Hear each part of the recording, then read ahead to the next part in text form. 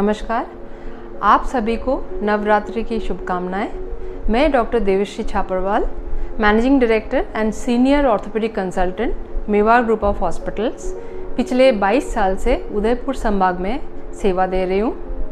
उसके पहले मैं 20 साल मुंबई रही, school, college, MBBS grand medical college से और master of surgery KEM hospital Mumbai से कंप्लीट किया।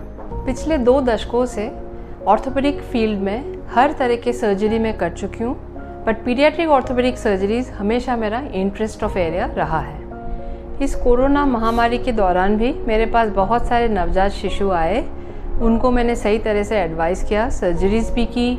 उसीलिए मेरी एडवाइस आपके लिए ये रहेगी कि कोरोना से डरिए मत, सावधान रहें, मास्क पहने, सोशल डिस्टेंसिंग 6 फीट मेंटेन करें और हाथ को बार बार धोएं। सारे नियमों का पालन करें और कोरोना आपको तकलीफ में नहीं डालेगी।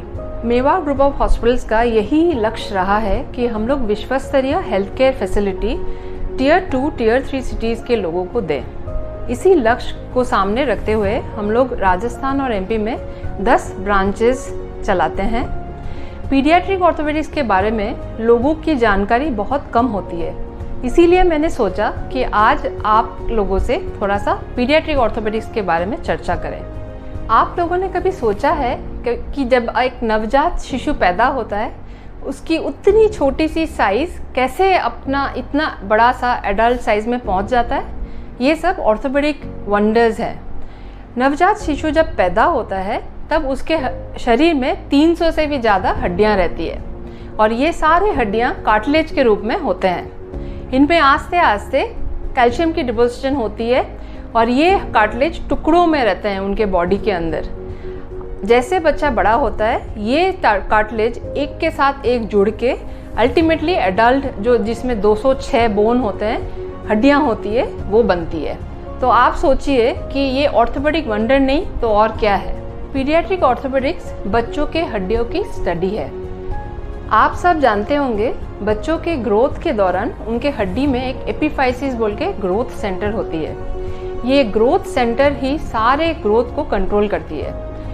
ग्रोथ सेंटर की गड़बड़ी से सारे paediatric orthopaedic related problems generated होते हैं। ग्रोथ सेंटर के प्रॉब्लम कैसे होते हैं? जैसे आपके बच्चे जब पेट में रहता है तब अगर मम्मी को कोई वायरस की इन्फ्लुएंस आ जाती है या टोबैको की इन्फ्लुएंस आ जाती है कि कोई केमिकल्स की इन्फ्लुएंस आ जाती है या कोई मेडिसिन गलत ले ले, तो जाके ये ग्रोथ सेंटर्स अफेक्टेड होते हैं। कई बार ये ग्रोथ सेंटर्स जेनेटिक तरीके से भी अफेक्टेड हो सकते हैं, जिसके वजह से विभिन्न टाइप के पीडियाट्रिक ऑर्थोपेडिक डिजीजेस पैदा होते हैं।